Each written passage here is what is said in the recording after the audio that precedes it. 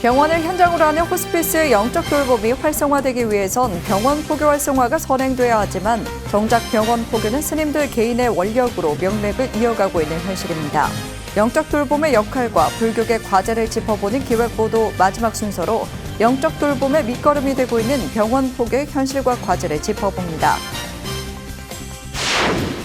지난해 11월 구성된 조계종 중앙종의 사찰 매장 문화재 관리특위가 사찰 소유 토지에서 출토된 유물의 환지 본처를 위해 본격적인 활동에 나섰습니다. 특위가 첫 현장 답사로 양주 회암사지와 양양 진전사지를 조사했습니다. 조계종 종조도의국사가 주석했던 진전사지에서는 2017년 국보급 금동 삼존불이 출토됐지만 강원도 소유로 환지 본처하지 못하고 있는 상황입니다. 세계 최대 규모 불교 대백과 사전 가산불교 대사림이 현찰 42년 만에 완간됐습니다. 한국불교 대표 학승이자 조계종 총무원장을 역임한 직관스님 원력으로 시작해 총 20건에 달하는 대장정의 불사가 마무리됐습니다. 성과와 의미를 짚어봤습니다.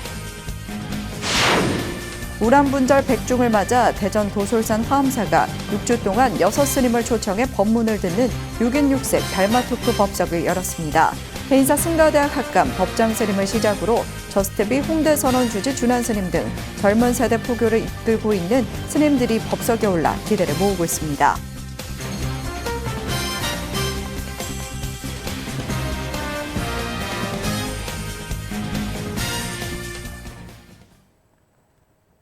여러분 안녕하십니까? 7월 10일 수요일 BTN 뉴스 시작합니다. 첫 소식입니다.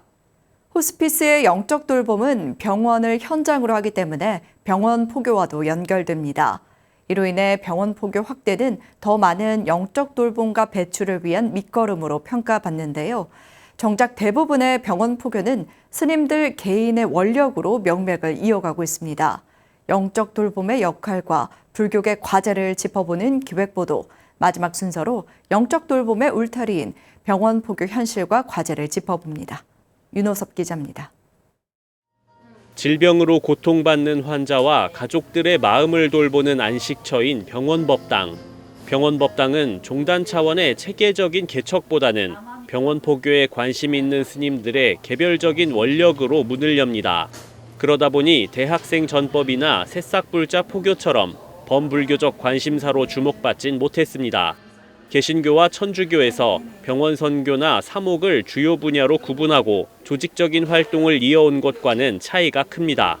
병원법당 지도법사 스님들은 자신이 주지소임을 맡은 사찰 재정으로 짧게는 몇 년, 길게는 20년 이상 병원 포교를 해왔습니다. 내가 만약에 그만두고 가면 다음에 오는 스님은 보시도 한 푼 없고 법당 보시라 그래봤자 택도 없는데 어떻게 그 스님이 이것만 바라보고 여기 전념할 수 있을까? 그게 조금 문제점이 있다.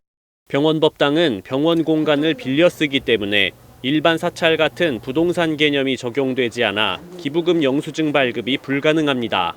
천도제나 정기법회를 자주 모시기 쉽지 않다 보니 오로지 병원법당을 찾는 이들의 보시에 재정을 의존해야 하는 점도 어려움으로 꼽힙니다. 주지 같은 사찰 소임 없이 병원 포교를 하는 활동법사는 병원 인근에 처소를 마련하기도 어렵고 활동비를 지원받지 못하는 경우가 많습니다. 영적 돌봄가들을 위한 교육이나 또 그 스님들이 마음 놓고 이렇게 생활할 수 있는 숙소, 그리고 이제 스님들도 매달 또 어느 정도의 보시 같은 거 이런 거 있잖아요. 이런 게 중단적으로 지원이 굉장히 필요한 상황이거든요. 병원 포교를 하는 스님들의 연합체인 조계종 포교원 병원 전법단은 이 같은 현실을 인식하고 포교 환경 개선을 위한 대안 모색에 나섰습니다. 수도권에 집중된 병원 법당이 지역에 더 많이 개설되도록 돕고 스님과 봉사자, 포교사에게 임상 지도자 교육을 제공해 질적 향상도 이루겠다는 목표입니다. 현재 병원 전법단에 등록된 병원은 서울 경기 지역의 병원이 85% 이상입니다. 충청 지역, 영남 지역, 호남 지역의 각 병원 법당들을 어떻게 흡수하고 또 함께 할 수 있을지 고민하고 또 노력하려고 합니다. 영적 돌봄의 울타리가 되는 병원 포교. 삶에서 심신이 가장 지쳐 있을 때인 환자들을 향한 사부대중의 관심이 필요합니다. BTN 뉴스 윤호섭입니다. 지난해 11월 구성된 조계종 중앙종의 사찰 매장 문화재 관리특위가 사찰 소유 토지에서 출토된 유물의 환지 본처를 위해 본격적인 활동에 나섰습니다. 특위가 첫 현장 답사로 양주 회암사지와 양양 진전사지를 조사했습니다. 조계종 종조 도의국사가 주석했던 진전사지에서는 2017년 국보급 금동 3존불이 출토됐지만 강원도 소유로 환지 본처하지 못하고 있는 상황입니다. 최승한 기자가 보도합니다. 위원장 호암 스님을 비롯한 조계종 중앙종의 사찰 매장 문화재 관리를 위한 특별위원회가 궂은 날씨에도 양양 진전사지 곳곳을 둘러봅니다. 조계종 종조 도의국사가 주석했던 곳으로 의미가 특별합니다. 특히 2017년에는 진전사지 석탑 주변에서 6세기 후반에 제작된 것으로 추정되는 국보급 금동 3존불이 출토되며 큰 관심을 모았습니다. 하지만 발굴 이후 강원도 소유로 국립춘천박물관이 소장하고 있습니다. 이처럼 사찰 소유의 토지에서 발견돼 소유권이 명백한데도 사찰이 되찾지 못하고 있는 성보를 되찾기 위한 노력이 본격화됐습니다. 사찰 매장 문화재 관리 특위가 지난 8일 양주 회암사지를 시작으로 양양 진전사지 등 성보가 출토된 사지 현장 답사에 나섰습니다. 얼마 전에 회암사의 3대 화상의 구도전의 사리구가 보스턴 박물관에서 100년 만에 한지 본출을 했습니다. 그래서 외국의 것도 돌려주고 있는 일정에서 저희들이 한시적인 법을 적용하더라도 사찰하고 관계있는 불상이라든지 유물에 대해서는 한지 본출을 하는 게 첫 번째 목표이고, 사찰 소유 토지에서 발굴돼 사찰 소유가 명백한데도 복잡한 행정 절차를 거쳐야 하거나 이마저도 90일 공고기간 내에 소유권을 증명하지 못할 경우 국가로 귀속하는 현행문화재법을 바로잡기 위한 첫걸음이 시작된 겁니다. 이 부분을 가지고 여러 학자님들 의논을 하고 자문을 받고 또 국회에 가서 이 부분을 말씀을 드리고 저희들 발표도 하고 해서 국회에서 입법부에서 한시적인 법을 적용해서라도 바꿔보려고 노력하는 그런 절차를 밟고 싶어요. 특위는 종조 도의국사 탑과 진전사지 3층 석탑을 답사한 이후 출토 유물을 보관하고 있는 국립춘천박물관을 찾았습니다. 국립춘천박물관에는 진전사지에서 출토된 유물 외에도 사찰 소유권을 인정받지 못하고 있는 설림원지 금동보살 입상 등도 소장돼 있습니다. 특위는 총무원 문화부, 불교문화유산 연구소 등과 연계해 권역별 사례를 취합하고 법안 개정 등을 통해 매장 문화재가 성보와 예경의 대상으로 환지 본처할 수 있도록 노력을 이어간다는 계획입니다. BTN 뉴스 최승환입니다. 태고종이 구족계 수계 살림을 열고 비구, 비구니 53명을 배출했습니다. 태고종은 어제 한국불교 전통문화전승관에서 제23차 구족계 수계 살림을 봉행하고 사미 38명, 사민이 15명에게 구족계를 내렸습니다. 전계아사리 수진스님과 갈마아사리 해일스님, 교수아사리 시각스님을 비롯해 재홍, 능해, 지허스님 등이 3, 4, 7증사로 참석해 수계자들을 축하했습니다. 총무원장 상진스님은 앞서 열린 입제식에서 종단 발전을 위한 수계자들의 발심을 당부하고 종단 주요 구성원으로 거듭날 것을 기원했습니다. 세계 최대 규모 불교 대백과 사전 가산불교 대사림이 1982년 편찬을 시작한 지 42년 만에 완간됐습니다. 한국불교 대표 학승이자 조계종 총무원장을 역임한 지관스님 원력으로 시작해 총 20권에 달하는 대장정의 불사가 마무리된 건데요. 200자 원고지 기준 34만 매가 넘는 분량은 단일 불교 사전으로는 세계 최대 규모입니다. 성과와 의미를 짚어봤습니다. 양효근 기자입니다. 한국불교를 대표하는 학생, 지관대종사 원력으로 시작된 대작불사 가산불교 대사림 편찬이 42년의 대장정 끝에 결실을 맺었습니다.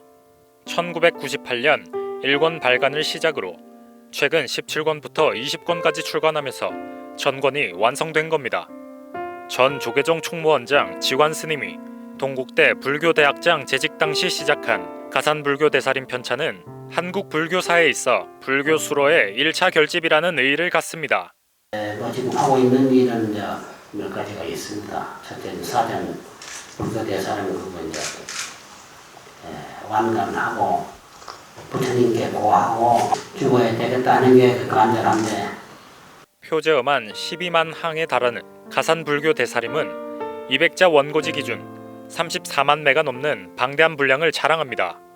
단일 불교 사전으로는 세계 최대 규모입니다. 근데 가산불교 대사림은 사림이어서 사라는 게 하나의 어휘, 보케블러리라면 림이라는 건 숲이죠. 개념이라는 나무들이 모여서 이룬 숲이 이제 결국 사림일 텐데 이런 이제 사림이라는 의미로 제목을 붙이고 작업을 했다는 것은 아주 놀라운 일이고요. 굉장히 힘든 작업을 하셨다. 아주 우리 불교학계든 종례 성취를 다 종합하고 앞으로 가야 될 방향도 정한 그런 척도를 만드셨다 이렇게 볼 수가 있죠. 가산불교 대사림은 초기불교, 근본불교, 부파불교, 대승불교, 밀교와 선불교 등 시대에 기초한 사상사적 변천을 다루고 있습니다. 인도, 남방, 티베트, 동북아시아 등 세계 불교의 변화상과 토착화되거나 새로 창출된 각종 수로도 담았습니다. 또 한자, 산스크리트어, 팔리어, 티베트어 등 범불교권 언어를 병기해 수로의 기원과 해제를 이해하기 쉽게 도왔습니다.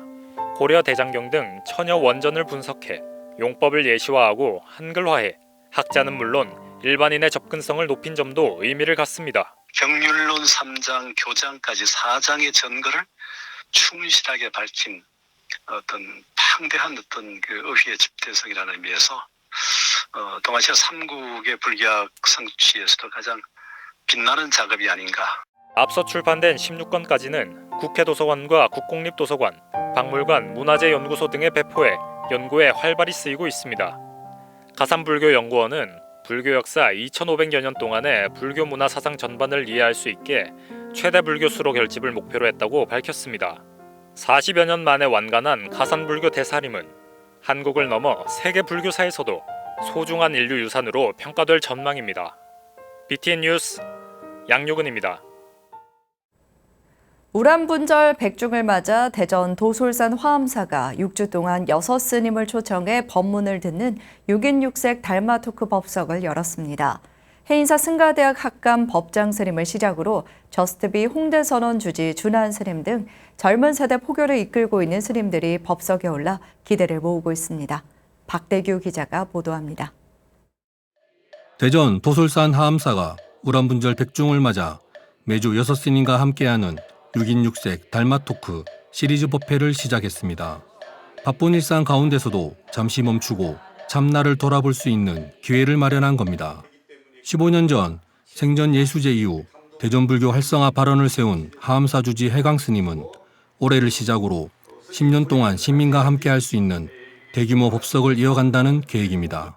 세상 사람들에게 감동을 주고 울림이 있는 지금 시대는 법문이 또 필요합니다. 10년 동안 계획을 세워가지고 올해 백중을 맞이해가지고 이제 6분의 스님을 모셔서 이렇게 이제 법문을 듣게 하는데 6주 동안 열리는 6인 6색 시리즈 법회 입제 법회는 해인사 승가대학 학감 법장 스님이 삶의 나침반 계율을 주제로 진행했습니다.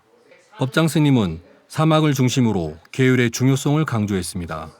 계행을 닫게 되면 자연스럽게 여러분의 삶이 바른 삶을, 불교적 삶을 사는, 그때 바로 정이 이루어지는 겁니다. 그리고 정진되어 있는 삶을 살게 되면 그분이 바로 지혜로운 삶을 사는 자연스러운 효과가 만들어지는 게 사막의 구조인 겁니다. 이어 스님은 현재 겪고 있는 괴로움을 해결하기 위해 가장 먼저 원인을 찾아야 한다고 강조하고 원인을 명확히 분석한 후에는 용서와 참회가 뒤따라야 한다고 제시했습니다. 지금 불편한 게 있거나 좀 고통스러운 게 있으면 그 원인을 보십시오. 그 원인의 시작점에 그 해결책이 있을 겁니다. 그리고 그 원인을 알았으면 어떻게 하면 됩니까? 탓해야죠? 아니죠. 탓하시면 또 악업을 짓는 거예요. 그거를 풀어내야 됩니다. 용서하셔야 돼요. 법장 스님에 이어 강불사 주지 고금 스님, 조계종 사회복지재단 대표이사 묘장 스님, 저스트비 홍대 선원 주지 준한 스님, 동국대 불교문화연구원 교수 문광 스님, 수자 원재 스님이 매주 일요일 법석을 이어갑니다. 한편 대전 도솔산 화암사 백중 특별 달마 토크 6인 6색 시리즈 법회는 오는 12일부터 매주 금요일 오후 8시 30분, 월요일 오후 1시, 수요일 오후 10시 30분 BTN 불교TV를 통해 방송될 예정입니다. BTN 뉴스 박대규입니다. 인도 부타가야 최초의 한국 사찰 분황사가 국제 수행 워크숍을 개최했습니다. 인도 부타가야 분황사는 지난 2일 인도 부타가야 국제수행학교에서 부타 깨달음의 길 7일을 주제로 국제수행 워크숍을 열고 세계적인 수행 플랫폼 구축과 마음 생태 운동을 시작하기 위한 발걸음을 내디뎠습니다. 행사를 주최하고 주관한 국제사티 학술원과 부타가야 국제수행학교는 국제수행 워크숍이 인도 불교를 복원하고 한국 불교 세계화에 기여하는 동시에 한국 불교의 국제적 위상을 높이고 미래 수행 지도자를 양성하는 계기가 되길 기대했습니다. 워크숍에는 한국, 베트남, 라오스 스님과 인도 델리대를 비롯해 17개 주 대학원에 재학 중인 석박사 과정의 대학원생과 국제수행학교 3위 스님, 부타가야와 콜카타 지역 불자 등 250여 명이 동참해 다양한 수행법을 공부하고 체득했습니다. 안동불교 사업연합회와 서울노인복지센터가 조계종 사회복지재단에 국내외 난치병 어린이 치료 후원금을 전달했습니다. 안동불교 사업연합회 회장 도륜스님, 부회장 범종스님은 지난 8일 조계종 사회복지재단을 찾아 지난 5월 난치병 어린이 돕기 절 수행의 밤 행사를 통해 모은 치료기금 1,000만 원을 전달했습니다. 서울노인복지센터 관장 지웅스님은 지난 4월 나눔해 보고 싶어를 주제로 센터 내 11개 동아리 어르신 모금단을 조직해 약 2주간 모금한 97만 원을 전달했습니다. 조계종 사회복지재단은 선정 심의를 거쳐 국내외 난치병 어린이들에게 치료비를 전달할 예정입니다. 제주 지역 대학생 사찰 문화해설사 13명이 새롭게 배출됐습니다. 지난 6일 제주 관음사에서 진행된 대학생 사찰 문화해설사 수료식에는 김보성 운영위원장과 제23교구 신도회 김문자 회장 등이 참석했습니다. 관음사 총무국장 도윤스님은 젊고 활력 있는 해설로 불교와 사찰 문화에 대한 올바른 이해를 이끌어달라고 격려했습니다.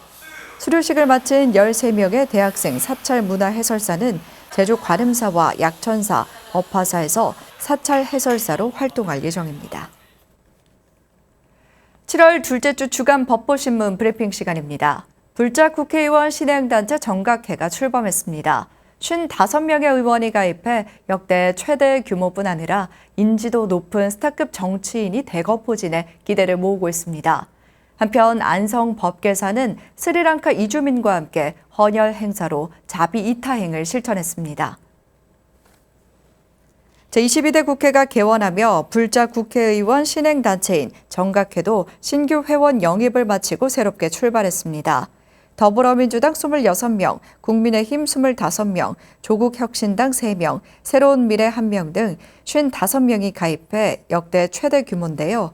노무현 전 대통령의 사위인 곽상원 의원부터 지난 총선 돌풍을 일으킨 조국혁신당의 조국 의원과 육선의 주호영, 추미애 의원까지 인지도 높은 스타급 정치인들이 대거포진해 정각회 영향력이 커질 것으로 기대됩니다. 정각회 전반기 회장에는 4선의 이현승 국민의힘 의원이 만장일치로 추대됐습니다. 이현승 신임 정각회장은 불교의 입법 수호자의 역할을 충실히 하겠다는 각오를 다졌습니다. 한편 지난달 30일 안성 법계사에서 스리랑카 이주민과 함께하는 법석이 열렸습니다. 가장 귀한 것을 나눈다를 슬로건으로 헌혈 행사도 진행했는데요. 행사에는 주지 도윤스님을 비롯해 스리랑카 출신의 봉현스님과 이주 노동자와 결혼 이민자 등이 동참했습니다. 양주 플라스틱 분쇄 공장에서 사고를 당해 한쪽 다리를 잃은 스리랑카 이주 노동자를 지원하기 위한 모금 행사도 진행했습니다. 법계사는 헌혈 행사와 어려움을 겪는 스리랑카 이주민을 지원하는 행사를 정기적으로 개최할 계획이라고 밝혔습니다. 지금까지 7월 둘째 주 주간 법보신문 브리핑이었습니다. 수요일 7시 BTN 뉴스 마칩니다. 함께 해주신 여러분 고맙습니다.